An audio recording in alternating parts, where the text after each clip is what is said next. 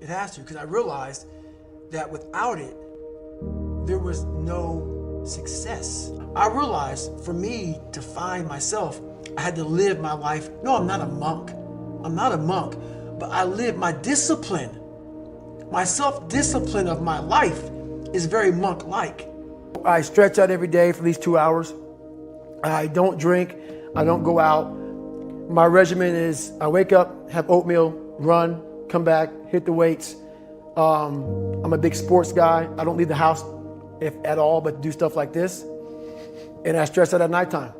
I find people that I trust, which is a very small group of people who are honest and true to me, people who will die for me, and I'll die for them, which is a fucking small. And everybody else, man, you know, do you. And I stay to myself. And I let you do you. I don't judge people. I don't criticize you. You want to be a douchebag and be an ass and not love this country, do whatever you want to do. I don't care, man. And I am all about you doing you because I'm going to fucking do me.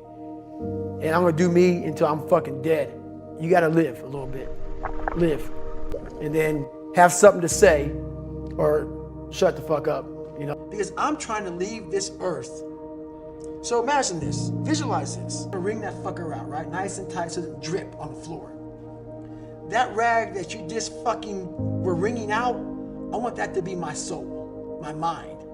I want there to be nothing left of David Goggins when I'm done. And I believe, as I talk about, in something much bigger than David Goggins. A lot of people don't, I do. And I think that when you die, this is just my own mindset, that you arrive in line. It helps me to get past a lot of things. You arrive in line, and let's say you're in front, let's say you die right before me, and you're in line, and God's sitting there with the clipboard, okay? Sitting there with the clipboard, like me and you're sitting right now. He's looking at you, and he says, hey, you made it to heaven, good job, okay? And then he shows you the clipboard of what your life should have been. So you live this life that you thought you pushed so hard. Then you look at the clipboard. Let's say myself, this is now me, I'm talking about myself now. And let's say I got to heaven weighing 300 pounds. I was a guy that worked for Ecolab, which is a guy that kills cockroaches for a living, which is fine, it's a job. But then I look at this, and that's how I died. I look at this, and it says on here what I should have been, because God's all-knowing, right?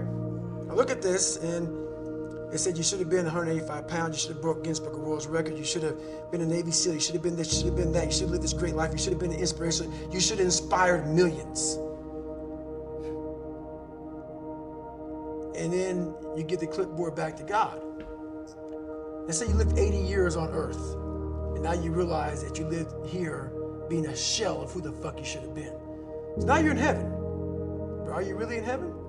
Because now you see how much you fucking left down there on earth.